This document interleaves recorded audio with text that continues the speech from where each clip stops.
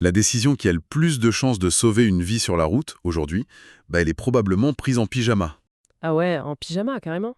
Ouais, en pyjama, dans une cuisine, avant même qu'une main ne touche un jeu de clés, en fait. C'est vrai que c'est totalement contre-intuitif, dit comme ça. C'est clair. On a toujours tendance à imaginer la sécurité routière comme, je sais pas, une affaire de réflexe fulgurant en volant, quoi. Ouais, des coups de volant héroïques à la dernière seconde. Exactement. Ou alors des infrastructures routières massives. Mais l'exploration détaillée qu'on mène aujourd'hui, elle propose une perspective radicalement différente. On va plonger dans une dynamique où le vrai champ de bataille de la sécurité, il n'est pas sur l'asphalte. Non, il est dans nos couloirs, près de nos portes d'entrée. Voilà. Et pour être super précis sur nos sources, cette analyse, elle se concentre exclusivement, et j'insiste, exclusivement sur un texte très spécifique. Et fascinant pour le coup. C'est le chapitre 9 du livre Hash Gar Se Ekseinik de Said Abdul Hakim. Un titre qui milite, en gros, pour la présence d'un sainik dans chaque foyer, c'est ça? Oui, un sainik, c'est-à-dire un protecteur, un soldat du quotidien en fait. Et ce qui rend ce 9e chapitre si pertinent, c'est qu'il abandonne complètement la théorie. Fini les grands concepts philosophiques. Totalement. L'auteur, il s'intéresse plus du tout à la philosophie de la sécurité, il livre un manuel d'action brutalement pragmatique. Il décortique ce que fait ce protecteur heure par heure, situation par situation. Bon, décortiquons tout ça, du coup, parce que l'objectif de notre analyse, c'est vraiment de comprendre cet effet domino. L'effet papillon de la sécurité. C'est ça. Comment des habitudes très ancrées, très silencieuses au sein d'une seule maison, elles peuvent finir par infiltrer et transformer les habitudes de dizaines d'autres personnes. Mais avant même de pouvoir espérer changer la culture routière mondiale, le texte nous oblige à zoomer sur la toute première action de la journée. Ouais. Comment on franchit la porte de chez soi, tout simplement. Et l'auteur part d'un concept génial, l'architecture de l'habitude. C'est vraiment le concept central pour comprendre l'approche de ce fameux Sainik. L'architecture de l'habitude, c'est l'idée que la sécurité ne doit jamais être une décision que l'on prend activement chaque matin. Parce que si ça demande de la volonté, Ça va foirer. Si la sécurité dépend de notre volonté ou de notre niveau d'énergie au réveil, elle finira inévitablement par faillir. On est humain, quoi. On est soumis à la fatigue décisionnelle. ouais, le fameux moment où tu te dis «oh, la flemme». Exactement. L'objectif, c'est d'en faire un réglage par défaut.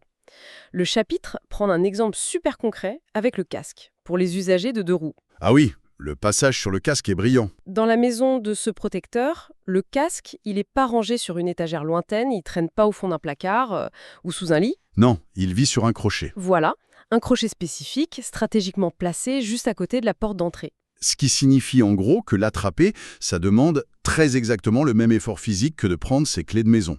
On manipule l'environnement pour dicter le comportement.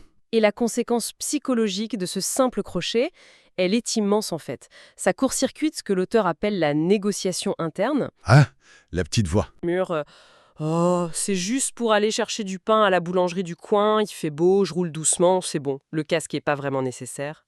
On l'a tous entendu, cette voix. Grave. Mais en plaçant le casque sur la trajectoire inévitable de la sortie, le Sainik élimine cette conversation. Il n'y a plus de débat. Mettre le casque fait partie intégrante de la séquence de départ, au même titre que d'enfiler ses chaussures, quoi. Ou de verrouiller la porte derrière soi. Et cette même logique de suppression des frictions, elle s'applique au téléphone portable. Le texte insiste lourdement là-dessus. Ouais, le téléphone doit disparaître. Dans un sac. Et ça, avant même que le moteur ne soit allumé. Pas jeté sur le siège passager, pas glissé dans la porte. Et encore moins sur le tableau de bord. Surtout pas sur un support sur le tableau de bord où chaque notification va flasher et réclamer ton attention. Dans le sac, fermé. Parce que la route, par définition, elle négociait pas avec nos distractions. Tout à fait. Et c'est pareil en voiture. Le clic de la ceinture de sécurité, ça devient une étape biomécanique, aussi évidente et non négociable que de refermer la portière. C'est un automatisme pur. Mais là où le chapitre 9 devient vraiment singulier sur la psychologie humaine, c'est quand il décrit un rituel particulier, la pause de 2 secondes. Ah oui, ce passage est marquant. L'idée que, juste avant de s'insérer dans la circulation, tu t'imposes une pause. Une grande inspiration. Ouais, tu prends une grande inspiration délibérée, tu tournes la tête et tu scannes activement l'environnement. C'est pas juste regarder pour voir s'il y a de la place pour ta voiture, hein. Non, c'est chercher activement les piétons, les vélos, vérifier les angles morts. Et si on analyse la mécanique derrière cette pause de 2 secondes, c'est fascinant. C'est un investissement en temps qui est ridicule en vrai. Absolument infime. Mais l'impact cognitif, lui, il est massif.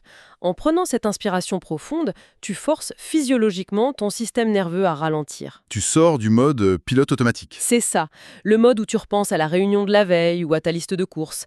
Là, tu bascules vers un état de présence consciente. Le cortex préfrontal s'engage, tu reconnais mentalement que tu quittes ta bulle privée pour pénétrer dans un espace partagé. Un espace où d'autres vies humaines évoluent. D'ailleurs, en parlant d'autres vies humaines, il y a cette image dans le texte qui est d'une physicalité hyper troublante pour les conducteurs de deux roues. Ah, avec l'enfant. Oui, ceux qui transportent un enfant. L'auteur évoque les bras de l'enfant enlacés autour de la taille du conducteur. Et il insiste bien sur le fait que c'est surtout pas une métaphore poétique. Non, c'est très réel. C'est une boucle de rétroaction tactile, quoi. Un rappel physique permanent. Chaque fois que le conducteur ressent cette pression autour de sa taille, c'est un signal non-verbal direct. Un rappel que des vies minuscules dépendent de toi. Totalement. Des vies fragiles dépendent intégralement de chaque micro-décision prise au guidon. Chaque accélération nerveuse, chaque virage pris un peu trop vite, ça a une conséquence immédiate sur cet enfant. C'est hyper puissant comme image. Si on prend un peu de recul sur toute cette première section, cette chorégraphie matinale, moi ça me fait penser au concept de la mise en place en cuisine. Oh, l'analogie gastronomique, j'aime bien. Oui, tu vois, un grand chef cuisinier en plein coup de feu, avec des dizaines de commandes qui tombent, il va jamais chercher où se trouve son couteau ou son sel. C'est sûr, tout est déjà là. Tout est mesuré, coupé, posé exactement au bon endroit avant l'ouverture du restaurant pour éliminer toute friction dans l'action. Ou, pour un truc plus quotidien, c'est comme préparer ses vêtements de sport la veille. Au pied du lit. Exactement. Quand le réveil sonne à 6h du mat, tu supprimes l'étape de la décision, le corps il agit presque de lui-même. Tu mets les baskets et tu sors. C'est une excellente analogie. On retire la charge cognitive de la décision pour laisser place à l'exécution pure. Mais là, je me dois quand même de jouer l'avocat du diable. Va-y. Parce que cette analogie, elle a ses limites. Autant courir ou cuisiner, ça demande de l'énergie physique, autant la sécurité routière, ça demande de l'énergie mentale. Il y a une vraie objection là-dessus, n'est-ce pas? N'est-ce pas profondément épuisant de vivre comme ça? De rester hyper vigilant tout le temps. Ouais. Se forcer à être dans une hypervigilance absolue tous les matins, traiter le moindre trajet de 5 minutes pour aller chercher du lait comme une mission tactique, critique. Honnêtement, ça semble être une charge mentale incroyablement lourde sur le long terme. C'est une critique tout à fait légitime et c'est d'ailleurs souvent la première barrière quand on veut faire adopter des comportements sécuritaires. Mais, et c'est ce qui est fascinant ici, il y a une vraie nuance entre vigilance et automatisation. C'est-à-dire? L'objectif du Seinik, c'est absolument pas de vivre dans un état d'hypervigilance anxiogène, c'est même l'inverse. Ah bon? Ouais. L'effort, la charge mentale, elle n'existe qu'au tout début, lors de la création de cette architecture. Installer le crochet, décider de la règle du sac pour le téléphone. Mais une fois que la boucle neurologique est fermée dans le cerveau, tu sais, clé, casque, téléphone dans le sac, ceinture, grande inspiration, ça demande littéralement zéro énergie mentale. Zéro énergie parce qu'il n'y a plus de friction décisionnelle, en fait. On pèse plus le pour et le contre. Exactement. L'épuisement psychologique, il vient des choix constants. L'hésitation, ça fatigue. Quand la sécurité devient un ancrage instinctif, on libère de l'espace mental. C'est ça toute la subtilité. Le niveau de protection est maximal, mais l'effort intellectuel quotidien, il est nul. Le corps protège l'esprit, en quelque sorte. C'est un vrai changement de paradigme. Alors, du coup, si on part du principe que notre conducteur est désormais parfaitement formaté pour la sécurité par ses rituels, il y a une question qui s'impose naturellement. Que se passe-t-il quand on change de siège ? Exactement. Parce qu'on passe tous une grande partie de notre vie dans une position beaucoup plus passive, celle du passager. Et si l'automatisation élimine l'ego quand on conduit, c'est justement cet ego qui rend le rôle du passager si politiquement délicat. Ah oui, très délicat. Et le chapitre 9 affronte cette dynamique de plein fouet. Il recadre totalement l'importance du siège passager. C'est vraiment une position de pouvoir qui est dramatiquement sous-estimée. Sociologiquement, on considère souvent le passager comme un simple figurant, quoi. Une entité neutre qui se laisse transporter. Le passager fantôme. Voilà. Mais le texte, il détruit cette idée de neutralité. Il démontre clairement que le silence d'un passager face à une conduite dangereuse, genre un conducteur qui flirte avec les limitations de vitesse ou qui pianote sur son écran, ce silence, c'est jamais neutre. C'est perçu comme une approbation. C'est une co-signature tacite de la négligence. L'esprit humain, il est fait de telle sorte que le conducteur cherche constamment des validations dans son environnement. Bien sûr. Donc, Si son passager, qui est assis à quelques centimètres de lui, ne manifeste aucune inquiétude, le conducteur se dit inconsciemment : « Mon comportement est dans la norme, si j'étais vraiment dangereux, on me le dirait. » Ça fait penser, imaginons la scène transposée dans un autre contexte. Juste pour souligner l'absurdité de nos comportements en voiture. Vas-y. T'es invité à dîner chez un très bon ami, t'es dans sa cuisine, il prépare le dessert. Et soudain, tu le vois prendre la salière et verser une énorme montagne de sel dans la pâte à gâteau à la place du sucre. L'horreur. Qu'est-ce qui se passe? Absolument personne ne va se dire « je suis chez lui, ce serait malpoli d'intervenir, je vais le laisser ruiner le dessert. » Non, Tu l'arrêtes direct. on intervient instantanément, on crie, on rit, on lui chope le bras. Mais, et c'est là le paradoxe, lorsqu'on se trouve dans une boîte en métal de 2 tonnes, lancée à 100 km/h vers un mur de briques potentiel, on choisit le silence. C'est fou quand on y pense. On préfère littéralement risquer notre vie et celle des autres, plutôt que de créer un léger inconfort mondain. C'est effarant, quoi. C'est une dynamique comportementale très puissante, ça. Et elle s'explique par la psychologie évolutionniste. On est programmé pour craindre l'exclusion de la tribu. La fameuse peur du rejet. C'est ça. Dans un espace confiné, comme l'habitacle d'une voiture, créer un conflit social immédiat, ça nous semble souvent plus terrifiant qu'un danger physique statistique qui ne s'est pas encore matérialisé. Ouais, le mur est théorique alors que la gêne avec ton pote, elle est immédiate. Exactement. Le cynique, en revanche, il choisit consciemment de pirater ce vernis social. Il a internalisé que 30 secondes de malaise relationnel, ça vaut infiniment mieux qu'une vie brisée. Ouais, mais bon, l'habitacle, c'est un territoire hautement sensible. La voiture, c'est un peu l'extension du salon de la personne, voire de son ego. Surtout de son ego. La plupart des gens s'identifient hyper fortement à leurs compétences de conduite. Si tu fais une remarque directe, le conducteur va immédiatement se braquer.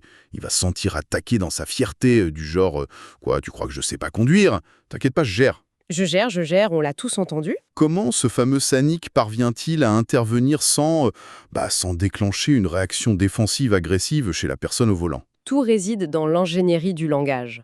Le chapitre est super clair sur le vocabulaire spécifique à utiliser. L'erreur classique, c'est de porter un jugement moral, tu vois, ou d'attaquer la compétence. Du genre, tu roules trop vite? Pire, tu roules beaucoup trop vite, t'es complètement inconscient, ça c'est une déclaration de guerre à l'ego. Le cynique, il utilise le recadrage collaboratif. Il va utiliser le « nous », il dira « ralentissons un peu s'il te plaît ». Le « nous » inclut immédiatement les deux personnes dans un destin partagé. Et il y a cet exemple parfait pour la gestion du téléphone portable aussi. Laisse-moi gérer ça pour toi. C'est redoutable d'intelligence sociale. C'est clair. Tu donnes pas un ordre infantilisant, genre pose ce téléphone tout de suite, tu offres un service, tu te positionnes en assistant.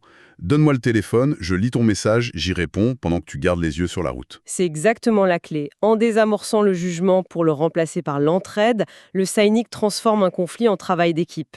Et il y a aussi l'approche de la vulnérabilité assumée. La vulnérabilité. C'est-à-dire, formuler une phrase comme « Pourrions-nous ralentir un tout petit peu, je suis pas très à l'aise », c'est exprimer un ressenti personnel. Il est psychologiquement hyper difficile pour un conducteur, surtout si c'est un proche, de se fâcher contre quelqu'un qui exprime juste une fragilité.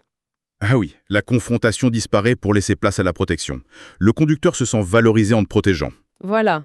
On voit donc que la méthode s'étend. De la prévention solitaire du matin, on passe à la gestion d'un espace à deux dans l'habitacle. Mais le chapitre nous pousse encore plus loin dans la sphère publique. On arrive aux conversations à haut risque. Les conversations à très haut risque social et le fameux champ de bataille numérique. C'est le véritable test de résistance du protecteur.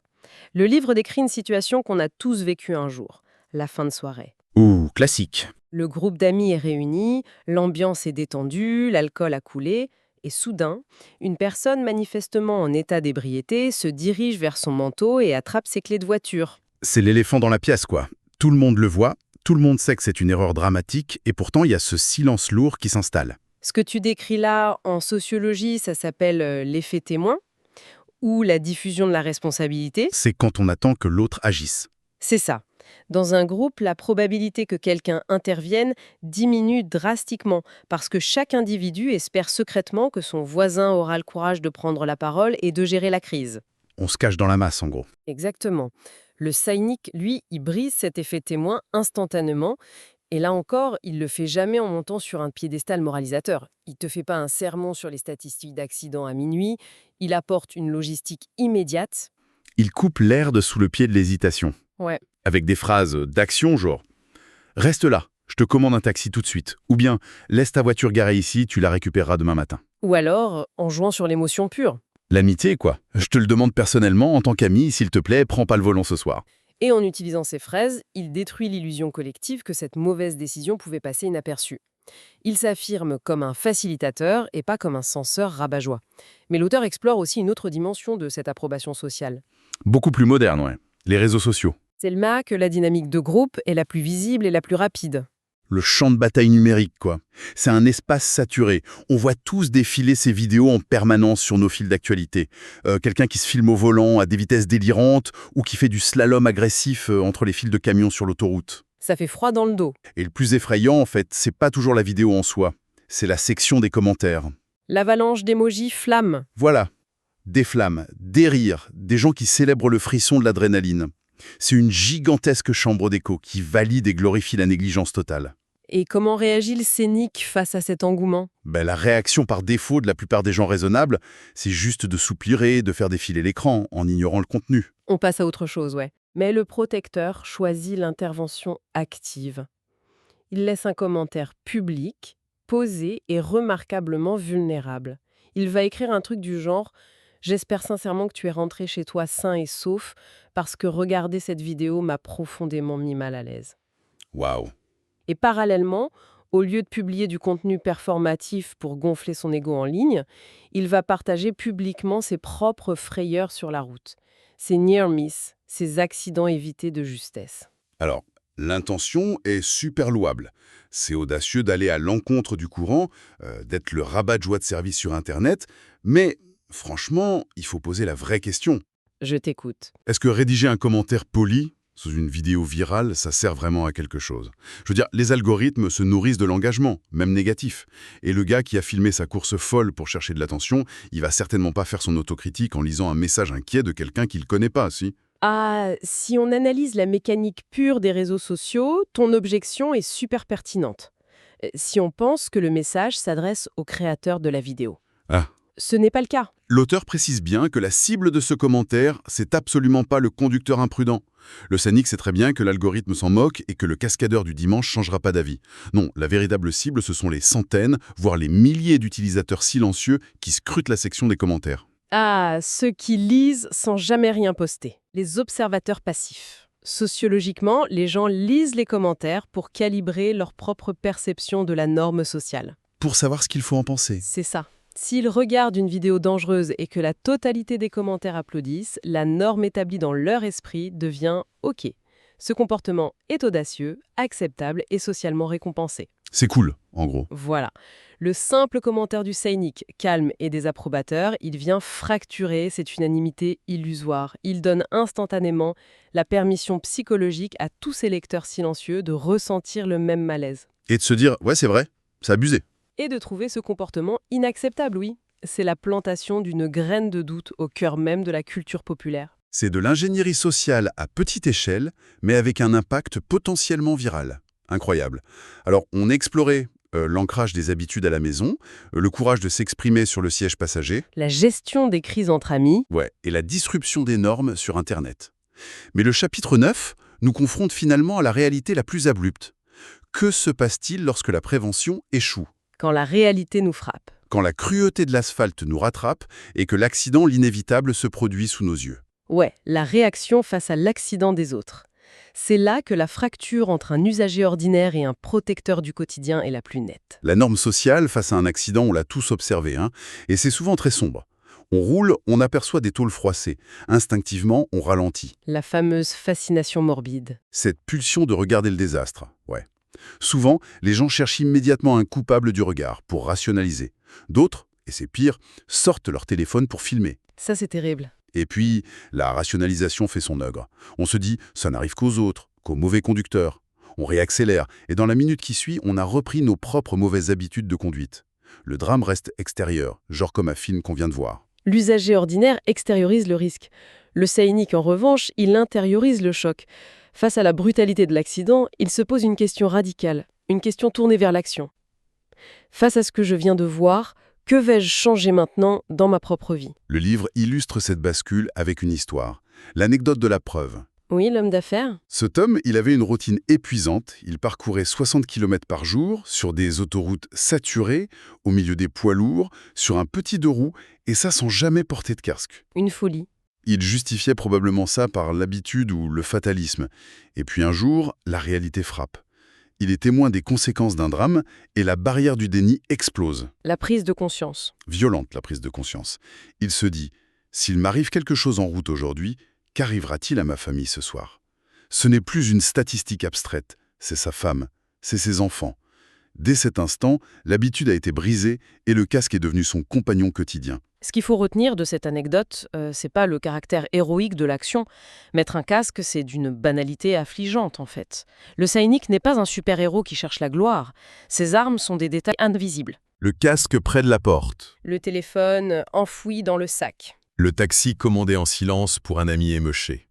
C'est la répétition implacable et constante de ces actes banals qui finit par tisser une nouvelle réalité. Et l'entourage le remarque, même sans s'en rendre compte. Exactement. L'entourage immédiat observe cette constance. Les enfants l'assimilent, les amis s'y adaptent. Et par pur mimétisme organique, la norme de sécurité s'étend, sans qu'il soit nécessaire de prononcer le moindre grand discours. C'est un peu comme de vivre dans un quartier où tout le monde ignore l'entretien de sa maison, tu vois. Ouais. Jusqu'au jour où l'on voit le toit du voisin s'effondrer sous une tempête. Et c'est cette vision terrifiante qui nous pousse, ce jour-là, à monter sur notre propre toit pour enfin réparer la petite fuite qu'on négligeait depuis des années. On utilise le désastre de l'autre comme un électrochoc personnel. Belle métaphore. Mais c'est une interrogation éthique légitime. Est-ce qu'il n'y a pas un aspect profondément égoïste, voire un peu vampirique, à instrumentaliser la tragédie bien réelle et la souffrance de quelqu'un d'autre pour en faire une simple leçon de développement personnel? Alors, ça, c'est une réflexion complexe sur l'empathie. Mais la réponse du texte est sans équivoque. Ce n'est pas de l'égoïsme. C'est au contraire la manifestation la plus pure et la plus pragmatique du respect et de l'empathie. Tu trouves? Bah oui, regarde. Regarder une carcasse froissée, hocher la tête avec une tristesse performative, puis reprendre le volant et envoyer un texto à 110 km/h 10 minutes plus tard, c'est ça le cynisme absolu. Vu comme ça, oui, c'est pire. Le Sainik refuse que la douleur d'autrui ne soit qu'un bruit de fond. Il la transforme en un avertissement sacré. Refuser de tirer les leçons du sang versé par d'autres pour protéger ce qu'on aime, c'est commettre la pire des négligences morales. Le drame n'est pas oublié, il est honoré par une évolution tangible du comportement. L'accident cesse d'être une fatalité pour devenir un catalyseur de survie. Ce parcours à travers ce 9e chapitre de Har Garcia et Sainik remet vraiment les pendules à l'heure sur la notion de pouvoir individuel. On a commencé notre exploration devant une simple porte d'entrée, Avec un casque sur un crochet, et un téléphone dans un sac. On a traversé l'inconfort social suffocant du siège passager, où le silence est une arme à double tranchant. On a vu comment désamorcer la pression du groupe lors d'une fête, et comment planter des graines de lucidité dans les commentaires toxiques d'Internet. et on a terminé sur cette capacité presque stoïcienne à regarder l'horreur de la route en face, non pas pour s'en détourner, mais pour se demander cliniquement « Que vais-je changer maintenant ?» Alors, qu'est-ce que tout cela signifie au fond? Ça signifie que l'ère de l'attente passive envers les institutions, elle est révolue. Complètement. Les bouleversements culturels majeurs, ceux qui divisent par deux le nombre de victimes sur les routes d'un pays, ils naissent pas dans les couloirs des ministères avec l'impression de nouvelles lois. Ils émergent de la répétition mécanique de petites routines matinales. Des routines banales, mais fermes. Fermes et assumées dans le silence de nos cuisines. Ils naissent à la seconde où un individu décide que la sécurité ne sera plus jamais sujette à négociation. Mais deviendra son réglage par défaut. Le concept du protecteur, il opère ce transfert de responsabilité essentielle de l'État vers le citoyen, de la législation froide vers la culture vivante. C'est un sacré pouvoir qu'on a entre les mains. Et puisque chaque ligne de ce chapitre nous prouve à quel point nos habitudes et même nos silences programment le logiciel mental de toutes les personnes qui partagent notre vie, il est peut-être temps que regarder nos propres rituels en face. C'est-à-dire? Si absolument chaque geste que l'on pose au volant, chaque regard furtif vers un écran, chaque kilomètre-heure au-dessus de la limite, crie au monde quel est notre véritable seuil de tolérance face à la mort, alors quelles règles silencieuses, dangereuses et implacables venons-nous très exactement d'enseigner aujourd'hui à nos proches, sans même avoir eu besoin d'ouvrir la bouche?